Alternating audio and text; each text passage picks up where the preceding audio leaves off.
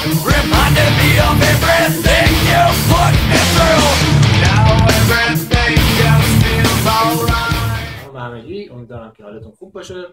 امروز میخوام در مورد مکملی براتون صحبت کنم که قبلا هم یک ویدیو تصویری ازش دیدیم، ولی این بار این مکمل از یک کمپانی دیگه هستش و میخوام در مورد این مکمل حالا بیشتر باهاتون صحبت بکنم. مکملی که من امروز میخوام بهتون معرفی کنم مکمل HMB برای شرکت مکسوین هست که ملاحظه میکنین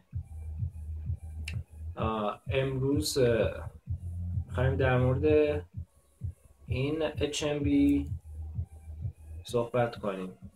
همونطور که ملاحظه میکنین این شکل ظاهری این HMB هست.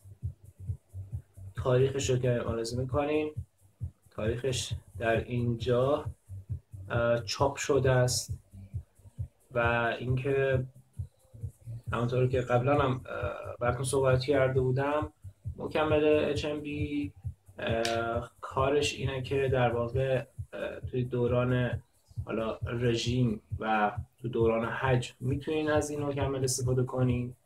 مکملی که تقویت سیستم ایمنی بدن رو بالا میبره، کوفتگی و خستگی و بعد تمرین کمتر میکنه و کلسترول خون رو پایین میاره، افزایش بهبود عضله‌های ضعیف هست و خیلی چیزهای دیگه که البته یه نمونهش هم اینه که باعث میشه که کاهش چربی بدن رو احساس بکنیم.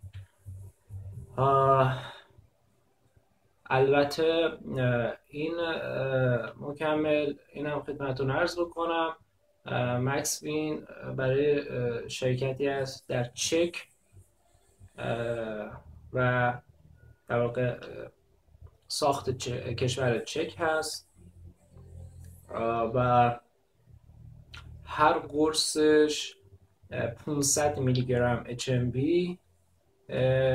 داخلش داره، به صورت تبلت هست و اینکه سروین سایزش هم اینه که در هر سروش باید 3 تا قرص بخورین که 1500 میلی گرم HMB به بدنتون برسونن.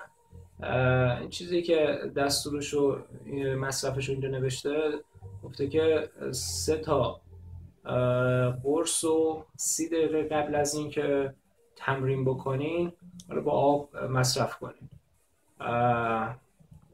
و بهترین زمان مصرفش هم گفته که قبل تمرین میتونین مصرفش بکنین بهتره و در طول روز. البته میدونین که 1500 میلی گرم کافئین یعنی اگر بخواین 3 تا قرص در روز بکنین مطمئنا برای بدنتون کافی نیستش و باید بیشتر مصرف بشه و نباید بگیم که 3 تا قرص بخوریم کافیه. نه، اصلا کافی نیست، باید بیشتر مصرف بشه. یه نمای دیگه که ملاحظه میکنین این هم تحت قوطیشه. حالا من میخوام اینو بازش بکنم و ببینیم داخلش چه خبره و قرصاش به چه شکله.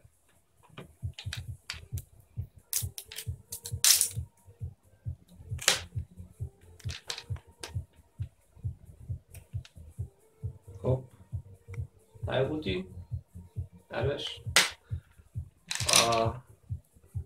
پلمپ مقباییش که میبینیم خیلی راحت باز شد. خب داخلش قرصایی که میبینید و این هم قرصشه. قرصش اندازش کوچیکه و خیلی راحت میشه خوردش، مشکلی نداره و کل قرصاش هم به همین شکله. امیدوارم که کیفیت خوبی داشته باشه و من هر کدوم از مکمل رو باز میکنم عادت دارم یه بویی بکشم ببینم این چه بویه.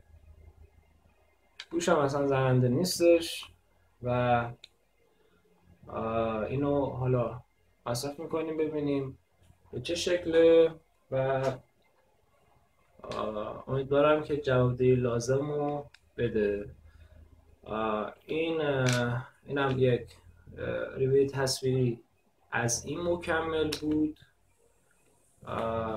و امیدوارم به دردتون بخوره. حالا کسایی که میخوان این HMB رو مصرف کنن میتونن با شکل ظاهریش و قرصاش هم آشنا بشن و